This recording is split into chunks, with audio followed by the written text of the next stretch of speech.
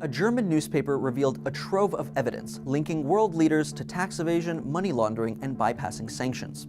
The Panama Papers are a collection of 11.5 million documents concerning offshore companies and tax havens, spanning from the 1970s to 2015. Implicated are heads of state around the world, in countries like Argentina, Iceland, Saudi Arabia, the United Arab Emirates, and Ukraine, as well as other influential people in 40 other governments.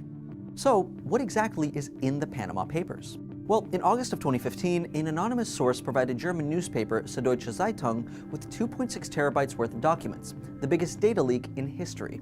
In order to research and report on the information, the newspaper reached out to the International Consortium of Investigative Journalists and roughly 400 journalists at more than 100 media organizations. After a year of investigations, what they discovered was evidence that a Panamanian law firm known as Mossack Fonseca had helped its clients hide taxable income from foreign governments, avoid international sanctions, and even launder potentially illegal funds. Mossack Fonseca was able to do this by creating shell companies for its clients in tax-free havens like Panama.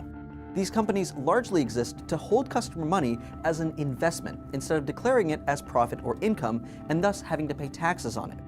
These companies also muddy the connection between the source of the funds and where they end up. One of the largest reveals in the Panama Papers thus far was that the Prime Minister of Iceland used a Panamanian shell company to invest money in 3 failing Icelandic banks.